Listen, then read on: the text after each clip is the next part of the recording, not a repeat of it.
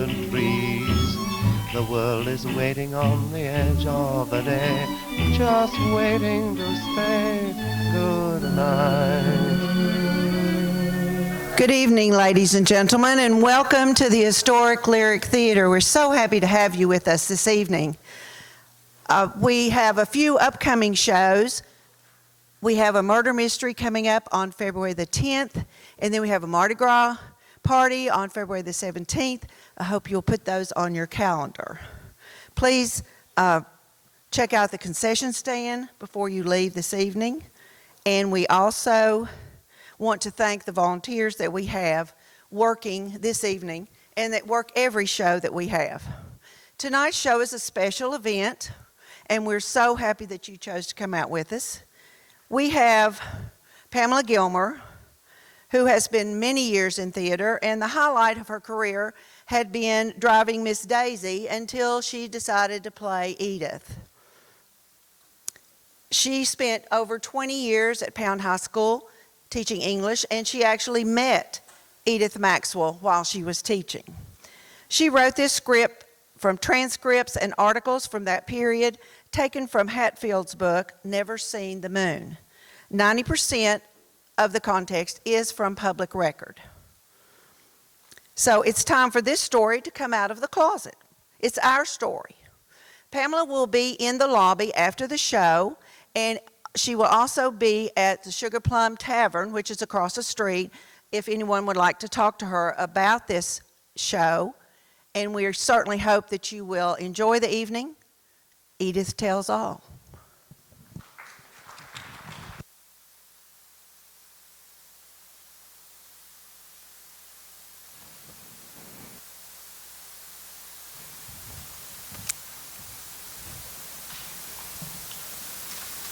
Thank you for calling me back home during this spirited time in the new year.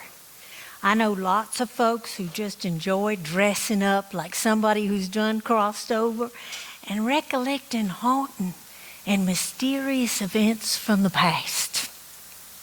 I came here today to talk to you about something that happened to me a long time ago, very near here. I think you're going to hear about some familiar places. It's only minutes away as the crow flies.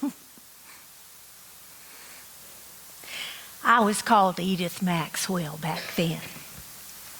And my family lived in a 4-room house right on the Pound River. Oh, many a day I spent fishing off that back porch. The same back porch where my poppy took his last breaths of life. He was 19 and 35. And I had just graduated 3 years at Radford Teachers College. Well now, truth be known, I really wanted to be a nurse, but back then children were more inclined to follow the decisions and the dictates of their daddies. So I had just completed teaching my first year at the Mullins School on Mead Creek, a 1-room schoolhouse where I had 42 students in grades 1 through 7. You know, at a time when so many were still destitute coming out of the Great Depression, I was proud to help my family have a better life. Poppy here was a consult coal miner and a skilled blacksmith. There were 6 of us children born to Ann Dotson Maxwell and Trig Maxwell, 5 girls and 1 boy. Of course, at that time, only 3 of us girls were still living at the house there. Me and my 2 baby sisters. First one was Mary Catherine, age 11, and Anna Ruth, 14. Well, I had just turned 21 years old, the legal age of being considered an adult. I was working and paying rent to Poppy to live there at the house with my family. I had visited my brother Earl in the big city of Chicago where he lived.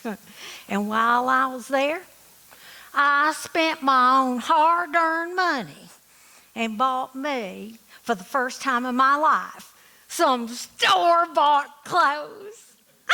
Oh, yeah. Oh, while I was there, I seen how modern girls my same age, they wore the hair all cut off real short, and the dresses and skirts all cut off real short.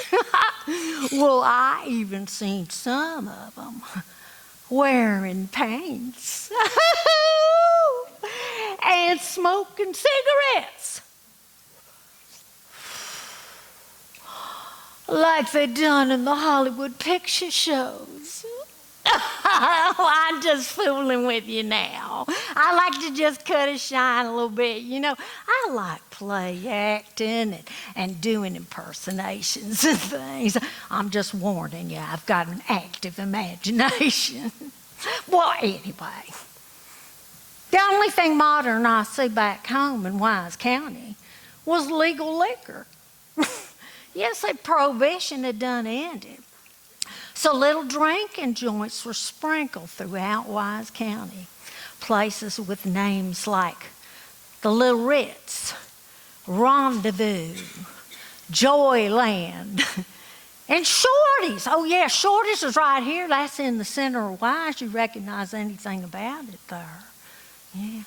Well, finally, people had places to go to socialize besides just church. Excuse me.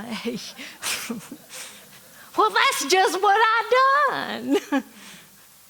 Well, now, I'd be lying to you if I told you I never took me a drink of alcohol. I surely did.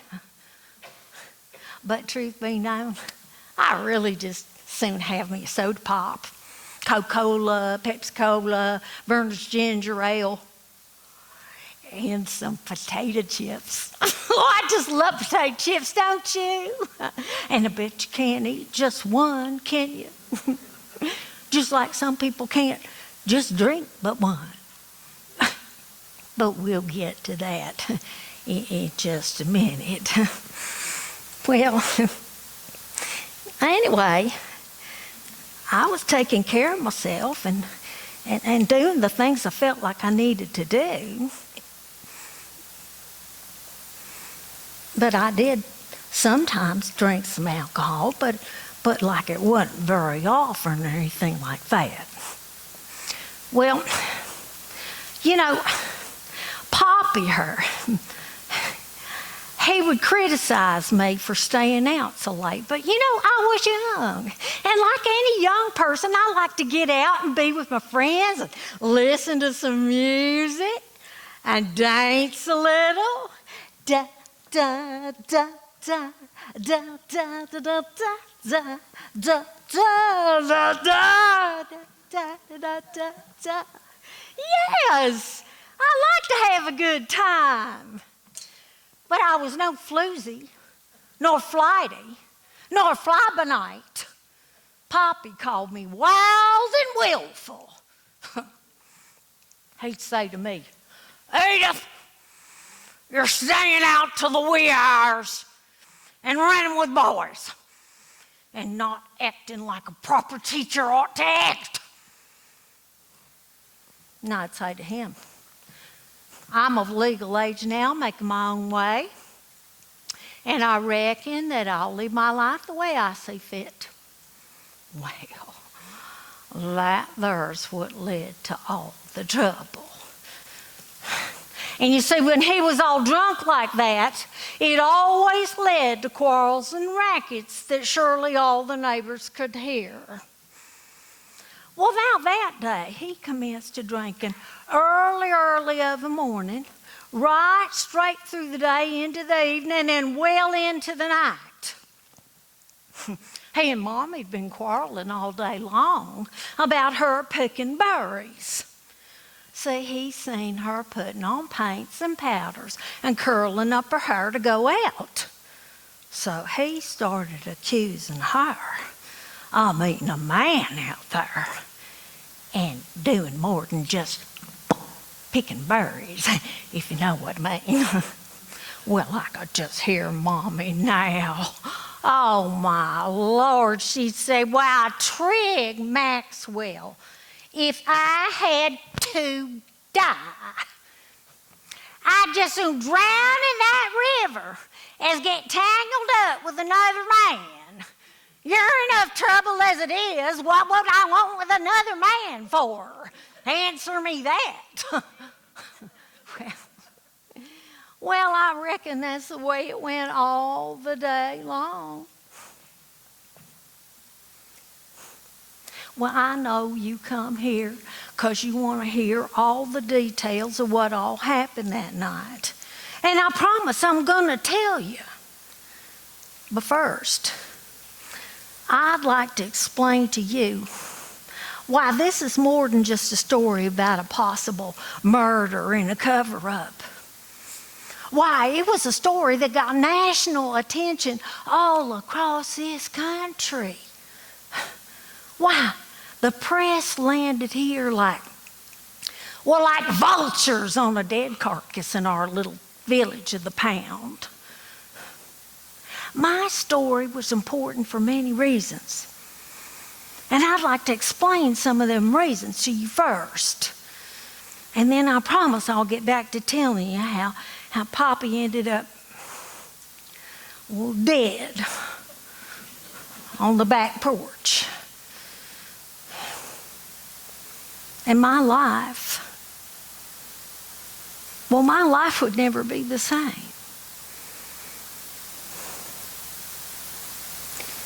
I had a cousin named Evadine, and she kept this here notebook, and she filled it with clippings and articles and pictures and things, and she gave it to me.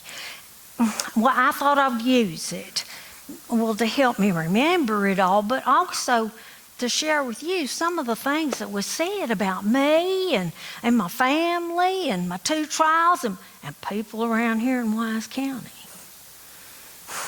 Now, I promise I'm going to tell you how I seen it. But more importantly, I'm going to tell you how I lived it.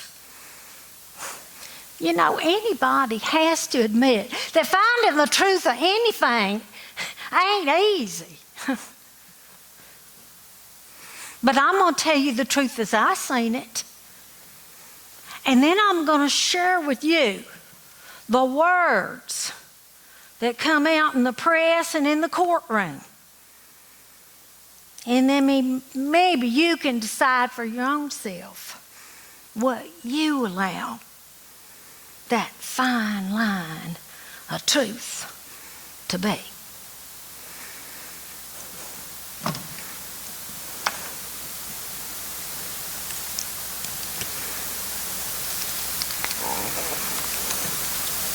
All right, this first headline, it said, 2 women accused of murder in Southwest Virginia.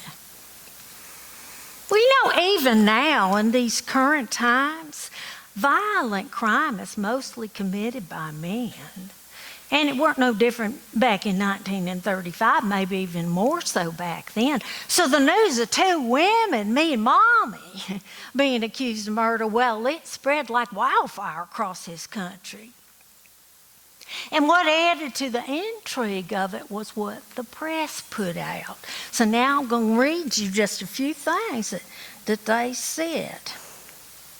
Edith Maxwell was a young and pretty school teacher who was apparently mistreated by a drunken father who blamed his daughter for staying out late and meeting up with boys. In many cities across America, this behavior is considered an ordinary rite of passage to becoming a modern young woman in a changing world. But in this backward country town, there seems to be a moral code dictated by men that says that females should always be in the home before dark and perform their duties to love, honor, and obey their menfolk at all times. And with that, the press give me my very first new name. They called me the curfew girl.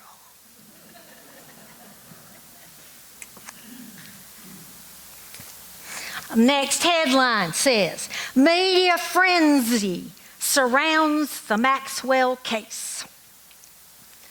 Well, just like today, newspapers and news reports are supposed to give us the facts and stick to the facts. Yes, that's a stretch of the imagination right there, isn't it? Well, now today I think they call it fake news, but back then they had another name for it. It was called yellow journalism. I think they called it yellow because it was so cowardly of them journalists to tell lies to sell newspapers. Well, now another kind of journalism is called checkbook journalism. I was bought and my story was sold to a wealthy newspaper tycoon, they called him, named William Randolph Hearst. Ever hear tell of him? Yeah. Well, he owned over 30 newspapers plus magazines. Well, he's the one who was writing the checks to my attorneys for defending me in exchange for exclusive rights to my story. And then he sent out his reporters all over this country to write sensational stories designed to do one thing and one thing only: sell them newspapers. That's how that worked. See, through the dark door of the press, my brother Earl found an exit to save me for a life in prison for a crime I did not claim. Now, I appreciate what my brother Earl done for me. God rest his soul. I appreciate it. But still, I felt like I was selling my soul to the devil. Bargaining with the devil. But I kept up my end of the bargain by doing things to help improve and gain sympathy for my case. I done things. Well, like posing for pictures.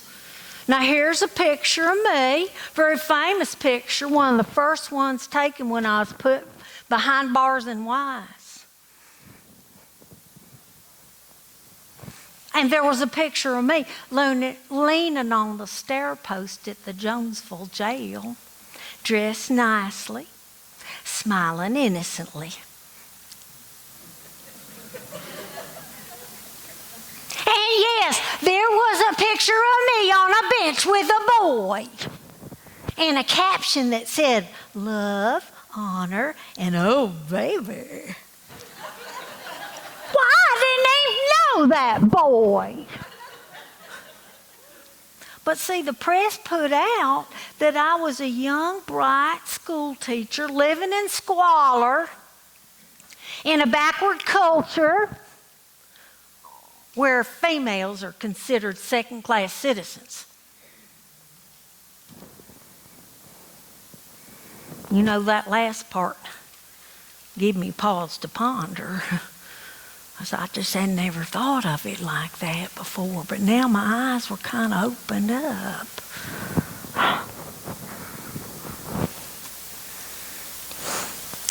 Well, this next headline says, "Back in the mountains, back in time." Nobody could have ever thought for a minute that the news would blow up so big over this whole country, especially coming from a little old village like the Pound. But that's exactly what happened. Oh, one of the big-time reporters who come here, his name was Arthur Medford. Well, he done landed with a bang. He done lambasted my mommy and other people around here in Wise County. He had a few choice things to say.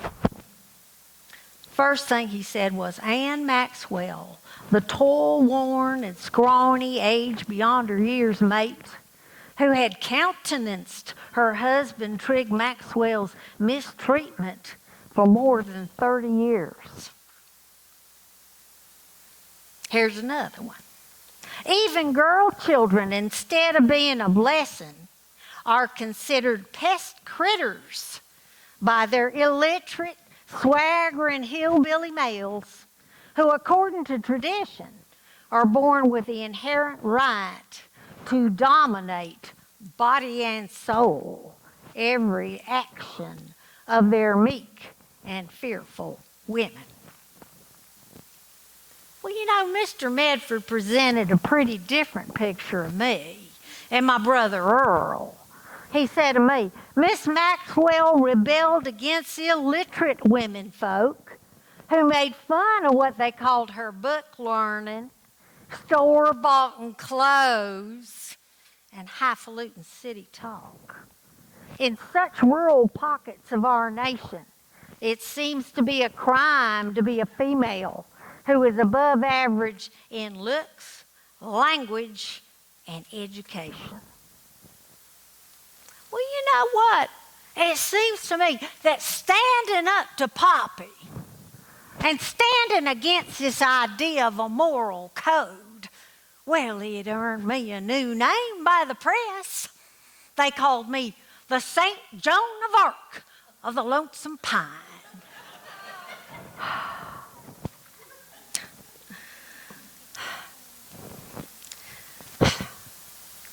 Well, here's another headline.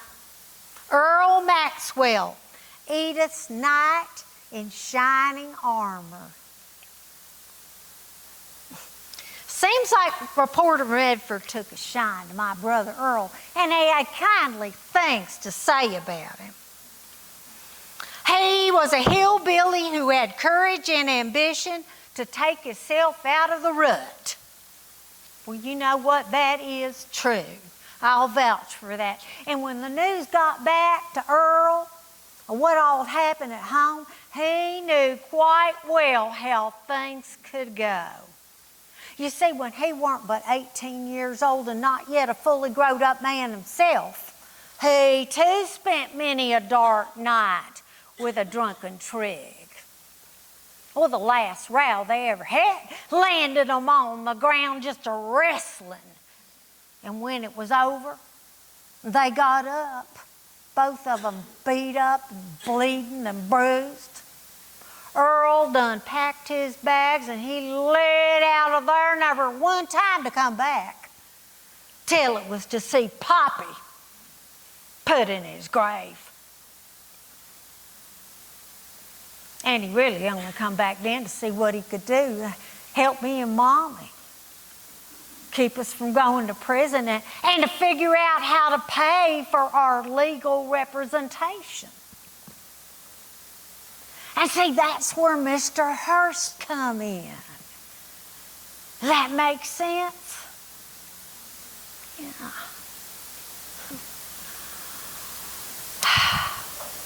And you know, I do appreciate again what Earl done for me. And Mr. Medford spoke kindly of us both, but he was equally as condescending to people around here. I'll never forget this one thing he said. It's just etched in my mind. He said, slatternly women and gangling men who rise each day to the dull business of living. What? Well, you know, we didn't have no internet we could hop on back then to try to find the meanings of things. And nobody much had them a dictionary there at the house where they could look up a word, even if they knowed how to spell it. But people around here did have one thing. They had instinct enough to know an insult when they heard it. I went to add insult to injury. Look here at this picture. Now, this was in a detective magazine called True Detective. Does that sound familiar? But it was a magazine back then. Now, it's a picture of a cow on Main Street in front of the courthouse where I was tried. You recognize that courthouse? You know that courthouse. Does anybody know that cow?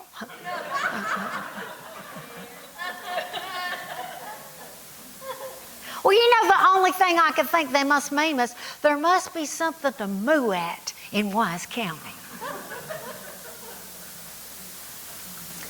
But seriously, you know, folks was feeling like I was in favor of making it look like everybody around here in Wise County was an ignorant mountaineer living in the backwoods.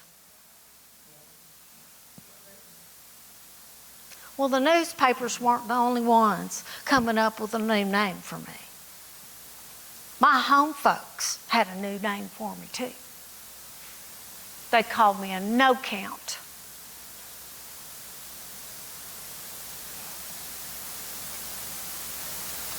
I call it a scapegoat.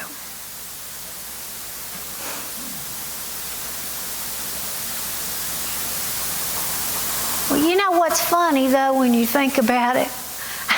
At the same time this was going on, way across there in Hollywood, Warner Brothers done come out with a new movie picture, loosely based on my story. It was a time when it was popular to tell stories about ordinary people in extraordinary circumstances. Well, that was certainly me. Oh, you know me a little bit now. I daydreamed I could play the star in my very own picture movie. Dear Mr. Cortez, director, I'm sorry to tell you, but currently I am in constant incarceration. Therefore, at this time, I am not free to take the part.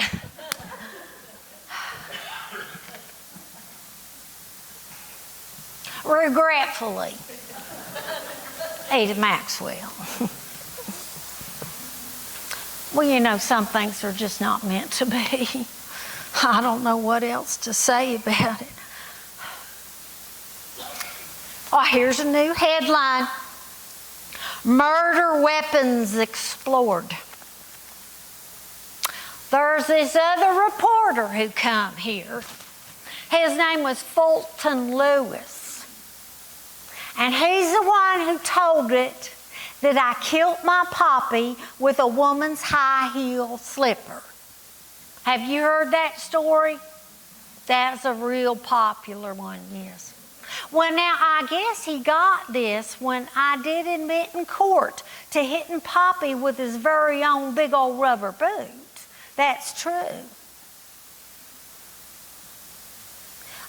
But now, I think he also might have got that idea because he heard my lawyer in court speaking to the jury. And this is how that went.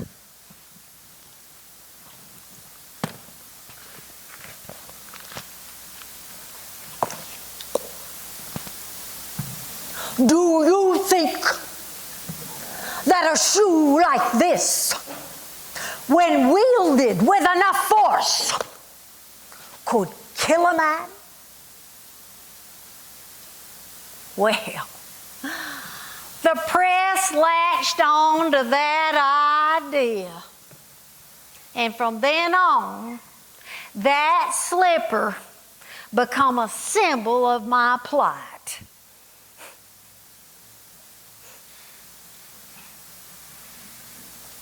And now they had a new item to add to the list of the possible cause of death. Was it an axe, an iron, a meat block, a frying pan? Did he die of natural causes like a stroke or a heart attack? Or could it have been a woman's high heel shoe? You could be the judge. But let me add one thing. You might not have thought about it, but I went from being the Saint Joan of Arc to the slipper slayer.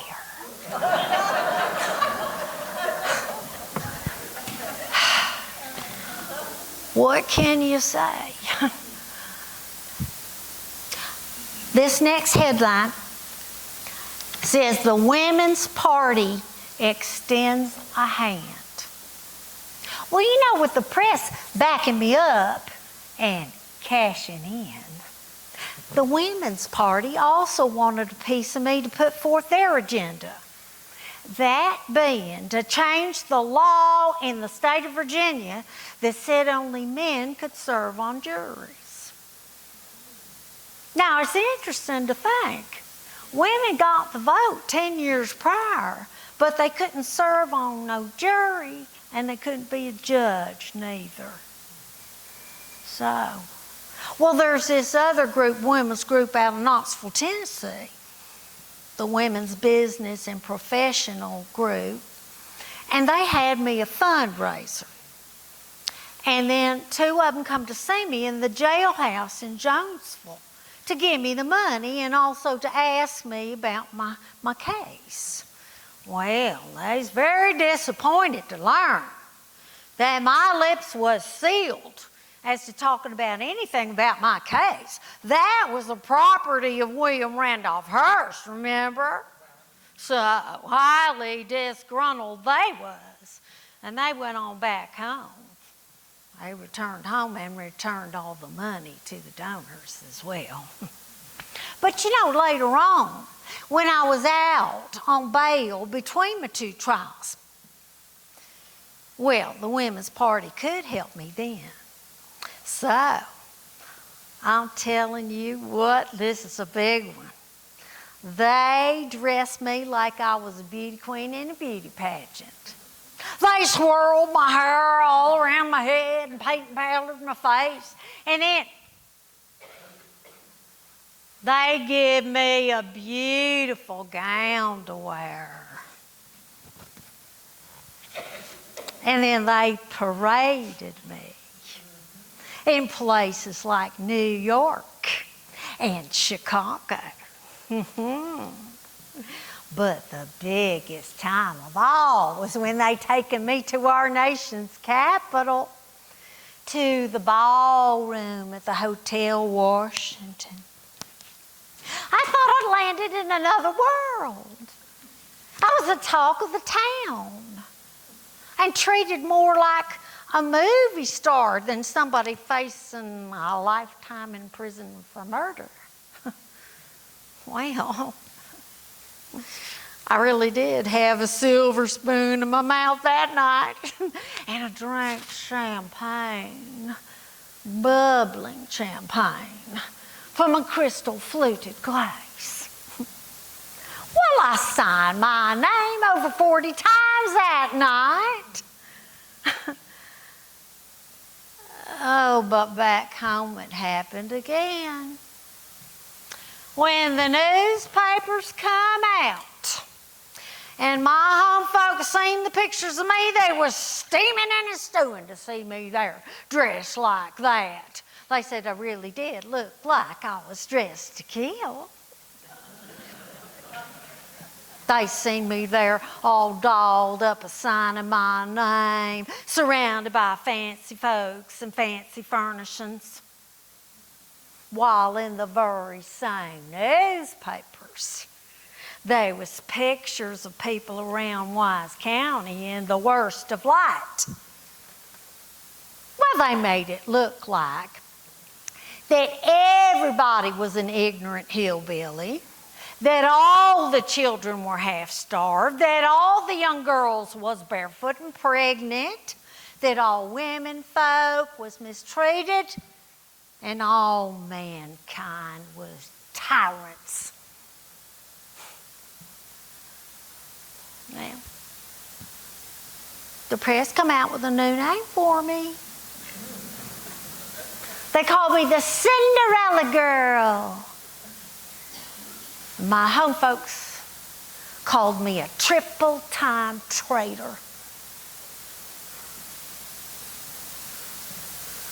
Well, I don't blame my home folks for coming to hate me, but But what was I supposed to do but follow my brother's plan to pay for my 2 trials?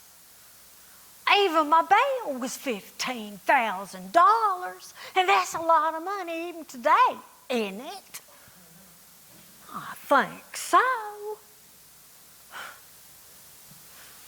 Earl said to me, "You're lucky to have friends in high places."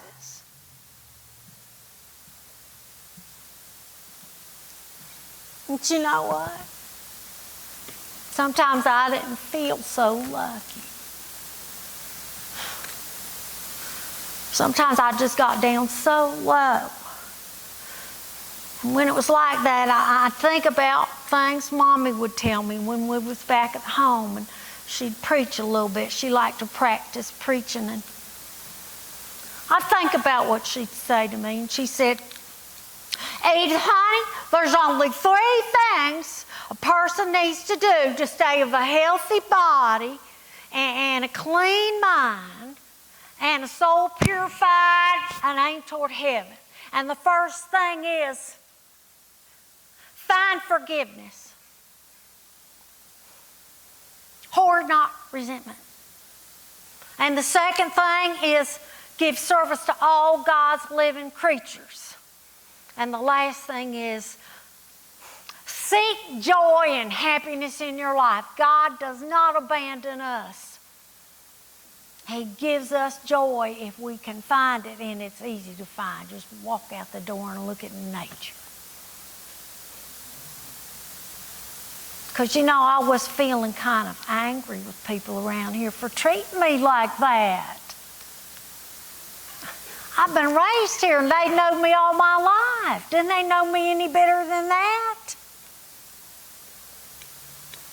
But when I thought about Mommy's words, it always gave me comfort and consolation. It did. Because it hurt my heart for my home folks to treat me that way.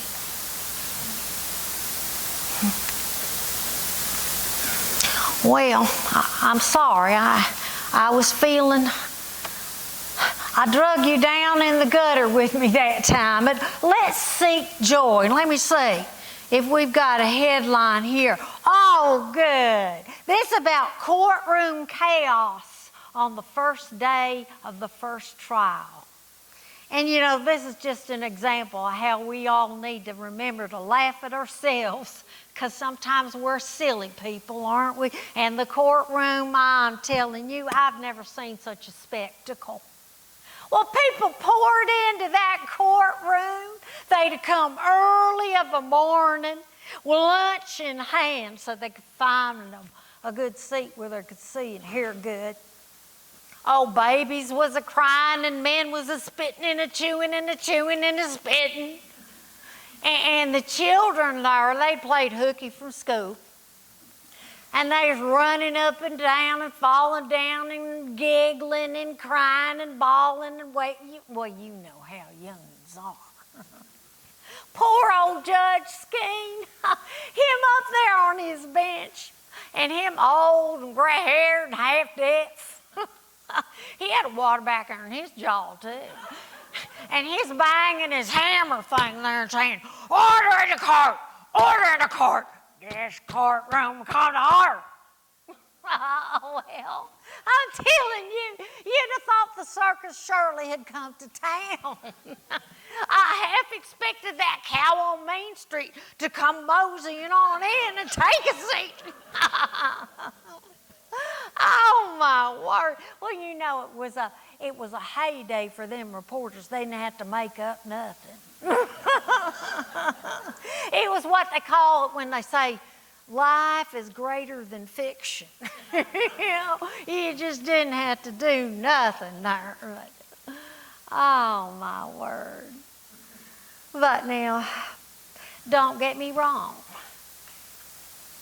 This was not no typical day in court. No, sirree, Bob. Most days I sat there in that courtroom numb as a rock, listening to hours and hours of yak, yak, yak, yak. And other days, I bawled all day long, just listening to what they were saying about me.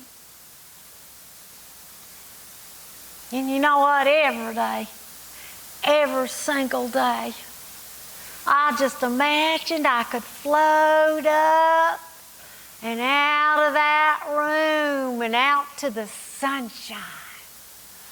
And maybe I'd go fishing in that river. Or take me a long snooze under a shade tree. Anything I would have given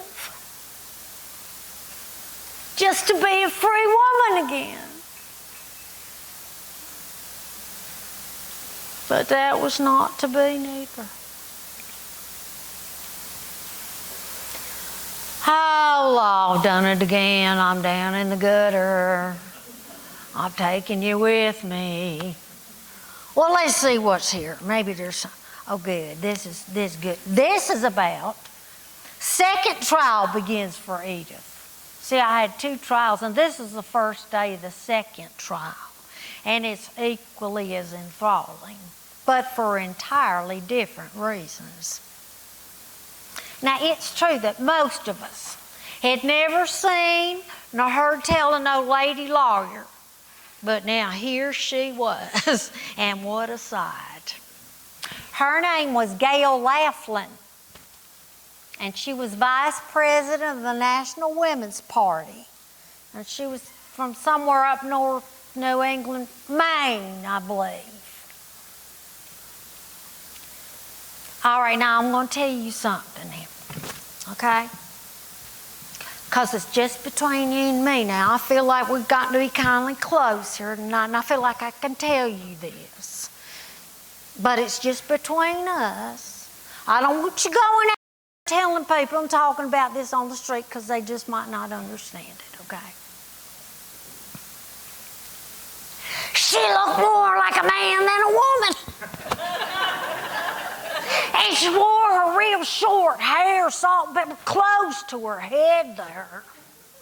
And she wore spectacles perched right there on the edge of her slender nose.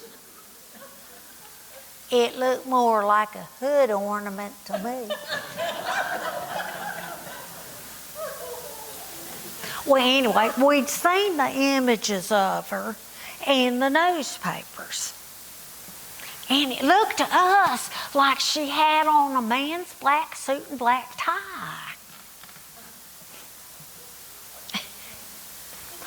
And you know, when we seen her the next day, for real, in the courtroom, we all noticed how funny she talked. And it wasn't just a mouthful of what she said. It was a swallowing how she said it. We just never seen anybody who looked like that and talked well like this. I've been practicing.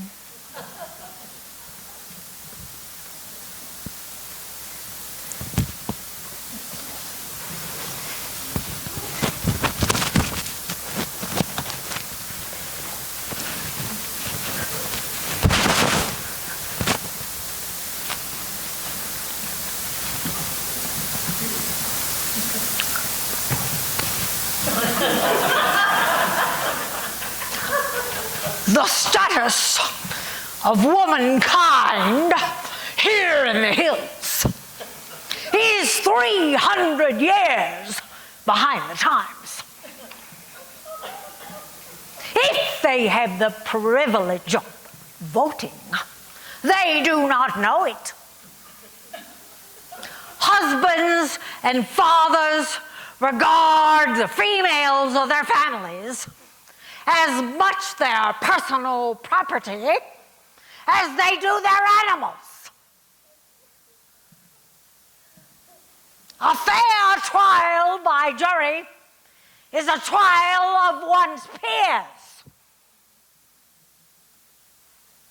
Unless we are to go against the ruling of the Supreme Court, Edith Maxwell is entitled to a new trial with a new jury, one that includes representation by her closest peer group, women. Anything less is sheer heresy.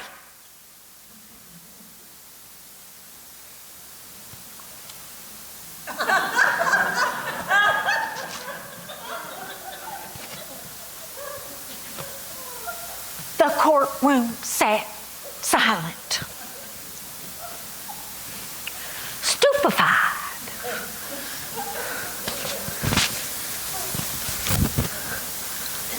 Goggle-eyed in wonder and disbelief. Well, now, frankly, we didn't know whether we could just laugh out loud or take cover. And I think Miss Laughlin felt the same way about us. Well, now, some of the youngsters give her a little nickname. They called her Gail Laughlin-Stock. Well, now, she did have some pretty choice names for us, too, didn't she? Well, you know, it was one day when I think we all went home with a brand new prejudice in place. Oh, my word. Just remembering these things. Our next headline says, Edith Maxwell says visitors welcome. You know, while in jail in Jonesville, I received tons of letters of support. Lots of them were from women who were having a hard time at the house with a man. But I also received gifts and trinkets and money. Well, my favorite thing of all was a canary bird in a cage named Bing Crosby. Now, you old folks know who that is. And the younger folks, if you don't, he was a popular singer of the day and a movie star too, yes. Well, in addition, and I know you're going to find this really hard to believe, but I'm promising you this is the truth. I receive hundreds of visitors who come to see me in that jail. And they weren't from around here. They're people passing through, heard about my story, and come in to give me their support. And you can ask the sheriff there in Jonesville, he'll back me up. They average it out, 80 a day of visitors who come to see me. And you know that was a boon to me, because it was lonely there in that place. And these people, I like people, and I like hearing their stories and talking to them. So it was a real good thing for me. But you know what? No, nothing can replace your own blood, young kinfolk, young family, and your longtime friends you've had. Nothing can take that. And my family did not get to come see me very often because it was over 40 miles to get to Lee County from the pound. And transportation was not good back then. The roads were not good back then. So, and I didn't have any friends left. So,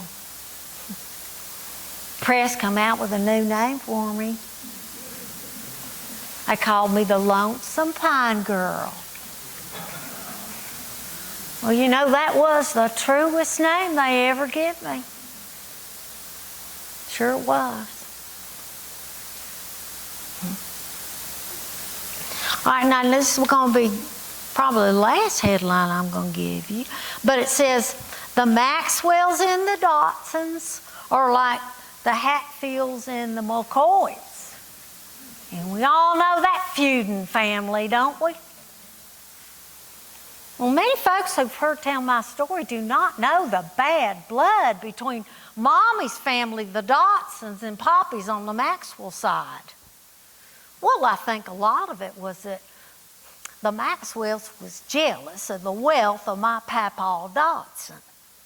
His name was Marquis de Lafayette Dotson.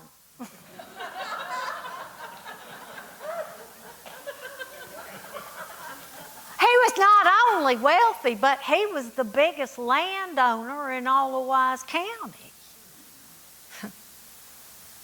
And to beat it all, he took for his third bride, and this really got to my Mama Maxwell, a 16-year-old country bumpkin girl, she called her. And him way up in years, like 72 or something. Oh, then to beat it all, they had a slew of babies. Now, I'm not saying they was all necessarily from the union of them two. But now, he claimed them all. And he took them all in and claimed them as his own and raised them. And in total, Mommy had 14 brothers and sisters. So, well, now, one other thing about the two feuding families. Strong political resentment existed. And if you all know anything about that in your own families, you know that can be explosive. And it was. Mommy had a brother, full brother, named W.W.G. Dotson, William Washington Journay Dotson. And he was a high-powered attorney there in Wise. Well, his detractors on the Maxwell side, they had another name for him. They called him Willipus Wallopus Gallopus Dotson. But that was by far not the worst thing they done to him. They ridiculed my Uncle Nate, but there was a lot more to that story. Now, I don't have time to tell you about that. But if you want to know something about what it was, look up something called the bird machine. B-Y-R-D. You ever hear that? That'll give you some clues and insights. All right, now I had another uncle, and this one on the Maxwell side. His name was Alfred Skeen. And he was also a respected attorney in the Wise. He was also pulling the strings to the prosecuting side of my trial. And he's the one who hired the two untrained doctors to perform the invalidated autopsy. A much discussed and debated topic in my second trial. Now, one other relative, and it's somebody you've already heard tell about. Remember that Judge Skeen in my first trial, gray-haired, half-deaf, waterbacker? Remember him? Well, he told the jury he would not accept no verdict of manslaughter. He'd only take innocent, wasn't going to happen, or first or second degree murder. So what I'm telling you is, you can see how I was hemmed in on all sides by conflicting agenda and personal vendetta. All of which could have been avoided, except for one thing.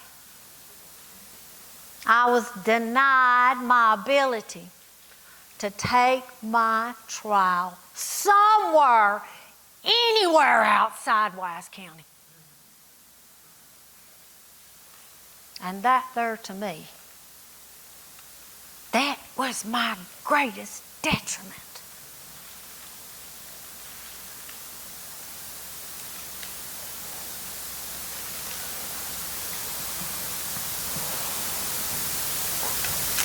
All right, I think I've told you about all I need to tell you. I promised I was going to tell you what all happened that night. And now I'm going to do that. Now I'm going to tell you the same story that I told in court. I swore on the Bible, and Mommy, Mary, and Kathy telling the same story. I'm going to tell you the truth, the whole truth, as best I can remember, so help me God.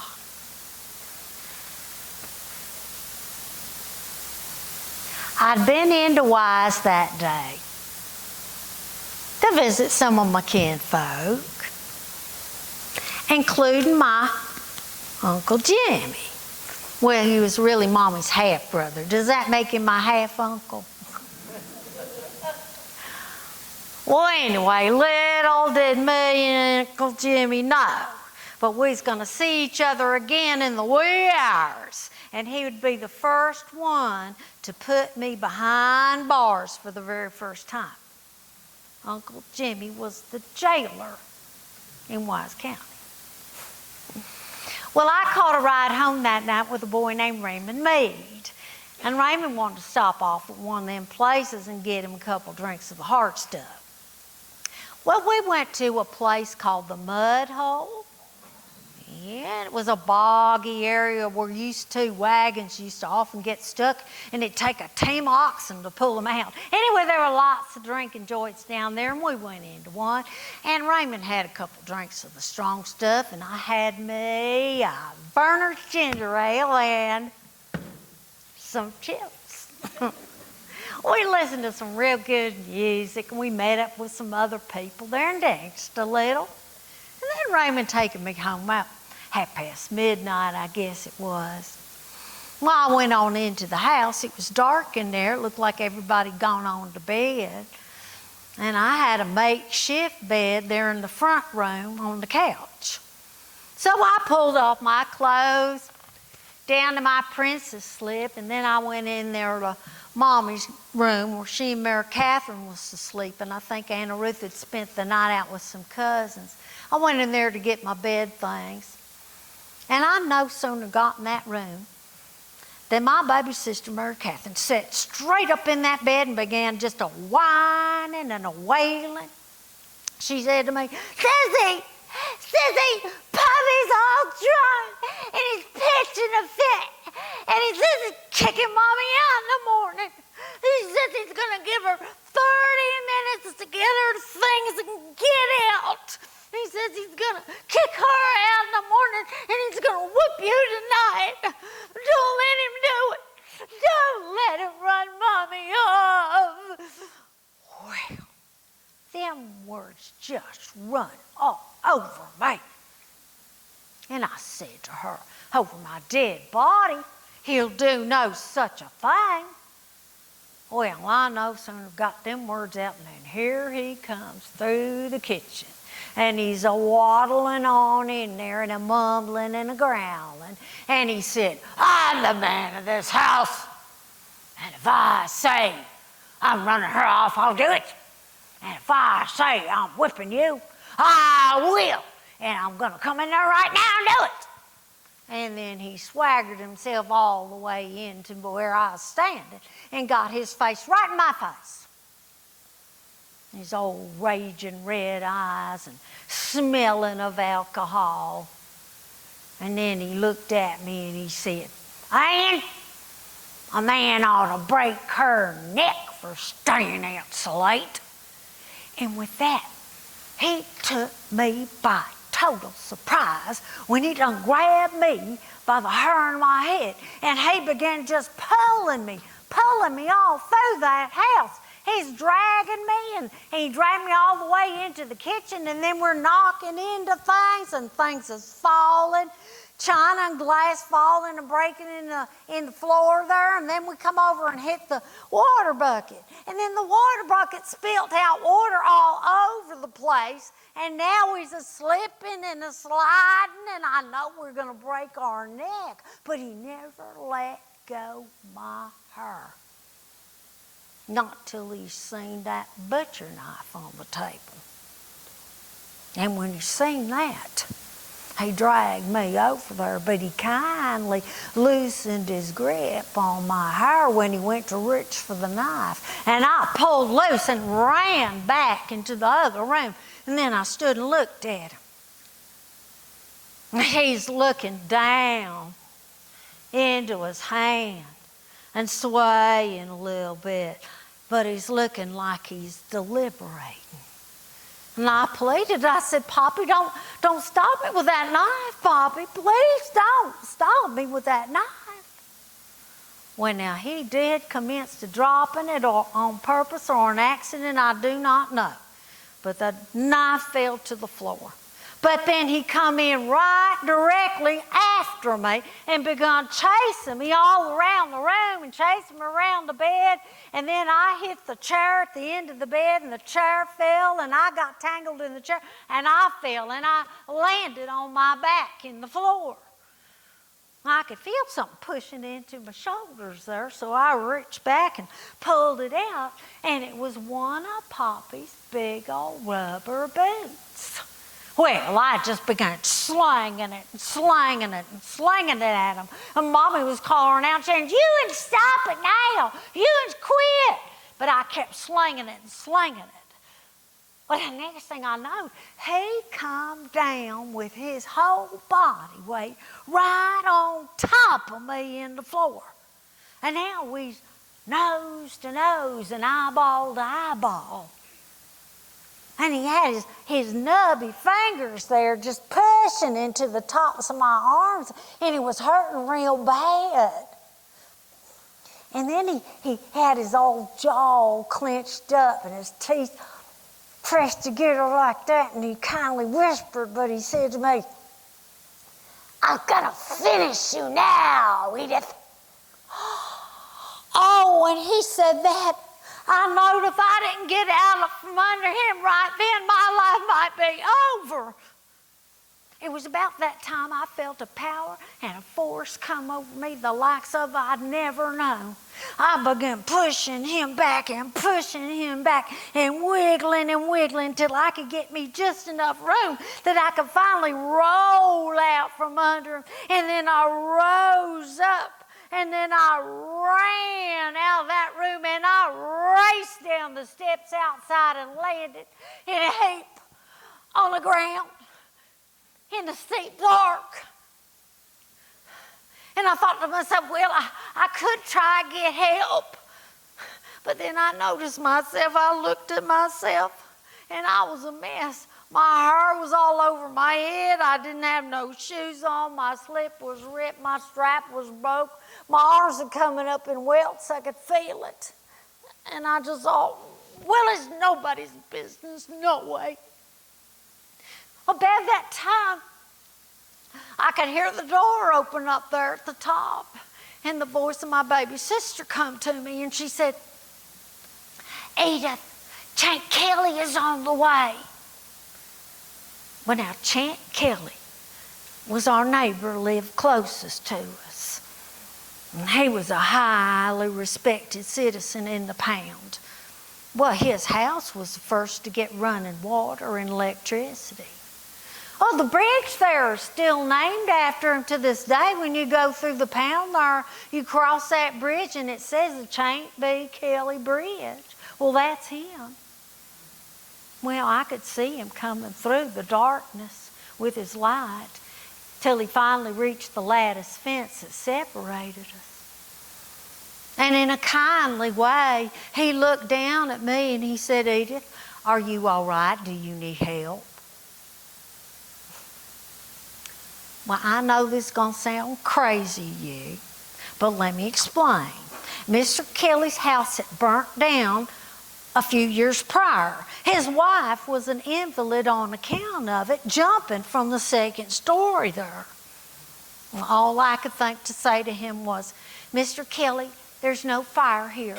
Please go on back home to your own house." Well, now that did give him pause. But then he proceeded to go on back the way he'd come. I don't know how long I stayed there thinking to myself, what was I going to do? What was I going to do? And when it finally come to me, I knowed it like I know anything. You know, those times when you just finally get your answer and you know it's the right one. I knew that like my brother, my time had come. I just had to tell Mommy. That was going to be the hard part. Well, I went on back up those stairs and entered the house. Looked like Poppy had retreated to the back there. I went in the kitchen. Mommy and Mary Catherine, one of them sweeping, one of them mopping, picking up the broken glass and china. I said to her, Mommy, I'm leaving. I can't live like this, Mommy. I can't do it. No more. When he's sober, he's all right. But when he's drunk, well, I just can't do it, Mommy. I'm getting my things out. I'm getting out of here tonight. Well, she got instant tears in her eyes. And she said, oh, honey, no. No, don't leave. I know it was bad, honey. I know it was the worst ever. But don't leave. Leastwise, don't leave of a night.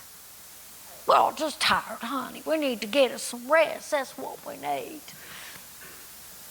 It'll be better tomorrow. You get a good night's rest. You just go in there and get a good night's rest, and we'll talk about it in the morning. Okay, honey? Well, I didn't want to argue with her. So we just hugged and cried. And then I went into the front room again. I just had to get my mind on something else, you know what I mean? So I switched on the radio. And I hadn't been on but a minute when Mommy hollered out and said, Edith, honey, turn that radio off. Trig don't want to hear it. Always thinking of Trig, she was. Well, I switched it off, turned off the light, got into that bed there. I stared into that pitch darkness. I listened to that quiet house. And all I could think to do was review all the terrible things that had happened and how he almost killed me. And I could feel his nubby fingers coming up toward my neck. And I thought, well, I'm not going to get any sleep thinking about this. I've got to change my mind. So I just switched out what I was thinking. I changed it to thinking this.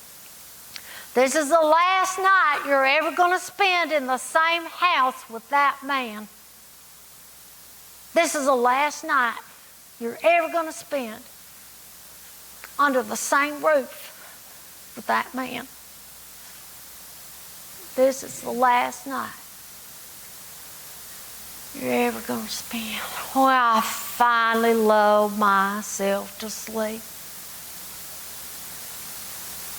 But then something happened and I woke up. I woke up to the sound of Poppy muttering something, and I heard his door open to his bedroom, and he was saying something like he was thirsty and he needed to spit. And then I heard Mary Catherine say to him she'd get him some water.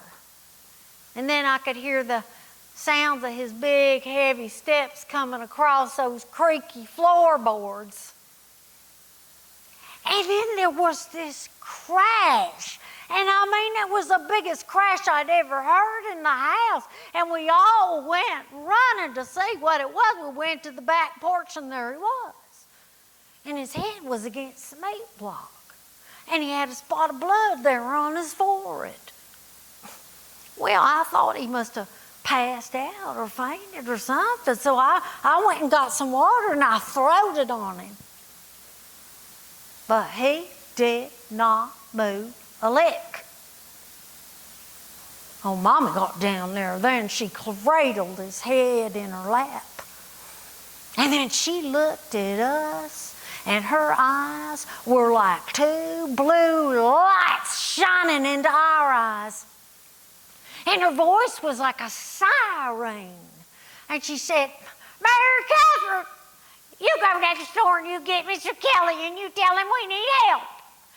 And Edith, you go on and get Doc Sykes and you tell him it's an emergency. And girls, don't stop off nowhere. Don't talk to nobody. You come back here directly, you hear me?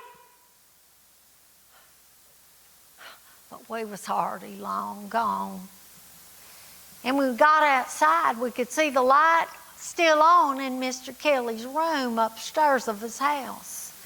And as I run by my baby sister, I could hear her pitiful cries saying, Mr. Kelly! Mr. Kelly! Come quick! Puppy's a-dying! Mr. Kelly! Help us! Help us, Mr. Kelly! Well, when I got back with Doc Sykes, Mr. Kelly was down in the floor. And he had Poppy by the arms, and he was pumping him up and down and up and down and up and down, trying to get him to breathe. And then the two men switched out places, and now the doctor was down there and taking his vital signs. He stayed down there several minutes. And then he looked up at us. And we knowed by the look on his face, there was nothing he could do. Mommy's voice come on then again.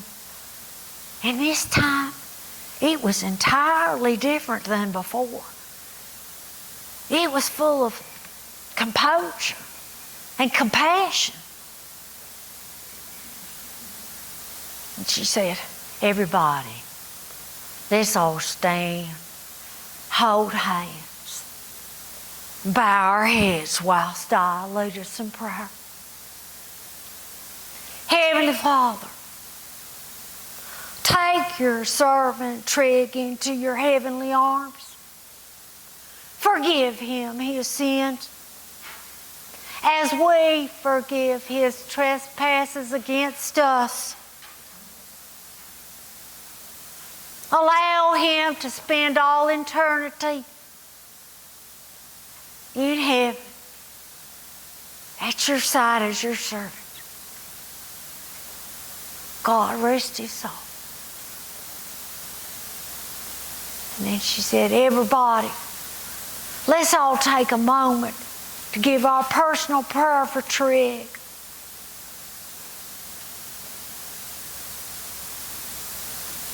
Well, you know, looking down at him,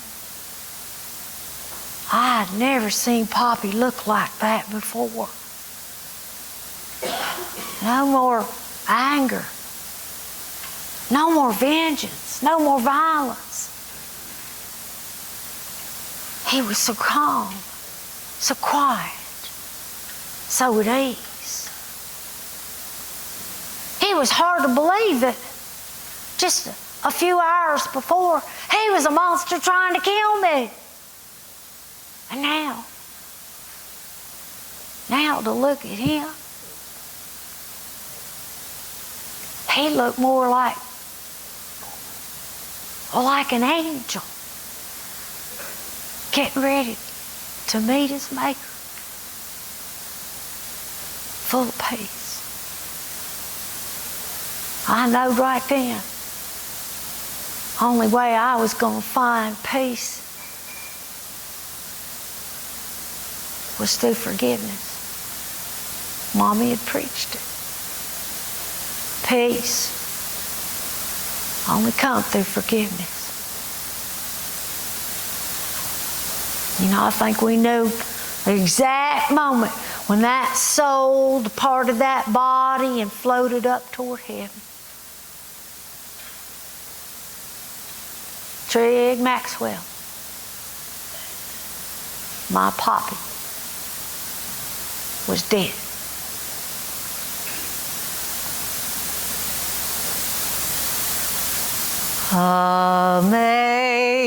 Amazing grace, how sweet the sound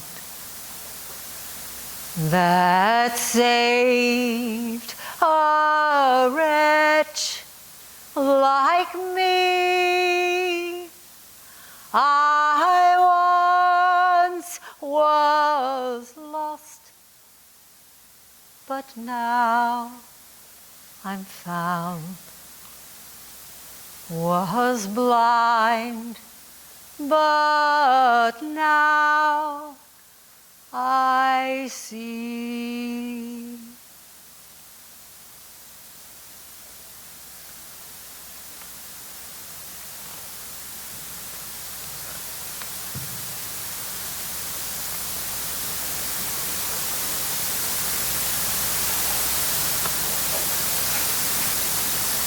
Two years and 2 trials later, I lost my appeal for another trying court. Governor Peary denied me clemency. So my brother Earl escorted me to the Richmond State Penitentiary.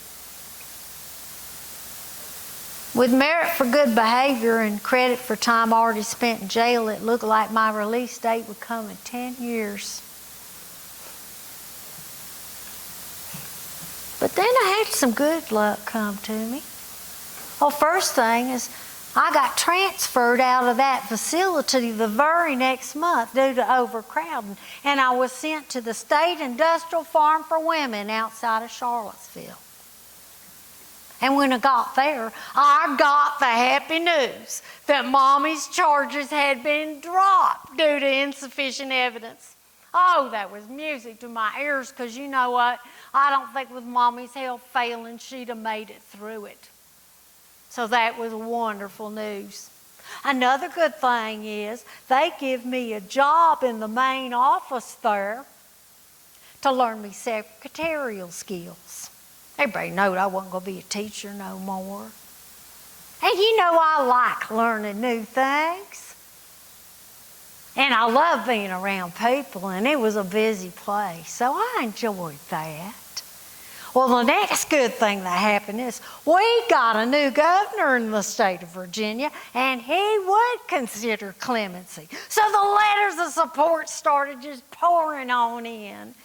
And one of the first ones he got was from the superintendent of my facility. And he wrote the governor, and he said I had excellent attitude, conduct, and work ethic. And he felt like with my new skills that I was highly employable and would be a benefit to society. Well, you know what? I did get all kinds of offers from people all across this nation that I'd met during my second trial. My brother was right. I was lucky to have friends in high places. Oh, it was just fabulous. Well, another thing, this lady by the name of Sissy Patterson, now she was a sob sister, and that just means she was a reporter. She was also an editor of a big newspaper. Well, she wrote our lady, our First Nations lady, Eleanor Roosevelt. And she asked her to write a letter of my support, and she done it. Well, plus one of my defendant attorneys and the judge over my second trial, Judge Carter, he wrote, and you know what they said? They said they did not think the punishment fit the crime. Well, you know that was true because so many things were unresolved. If there had been a murder, who done it and how was it committed? If he died of natural causes, what killed him? That autopsy was invalidated. Here's the thing. How come it to be that Mommy's charges were dropped due to insufficient evidence and I was facing 25 years in prison for the identical thing? It didn't make no sense. But when my release date come, it had been 7 years since the whole ordeal began. 1941. Well, the first thing I did was call up the press to give me but 24 hours so I could say goodbye to my family and get out of the state of Virginia forever. And then I got me a Goochland phone book and found me a new name. I took Ann after Mommy, and then I just pulled out Grayson. Ann Grayson. So now, I had a new name, a new career, a new place to live, and at 27 years old, I chanced to start my adult life over. And maybe, I hoped, to start my own family. Well, you know what? It wasn't long before that happened.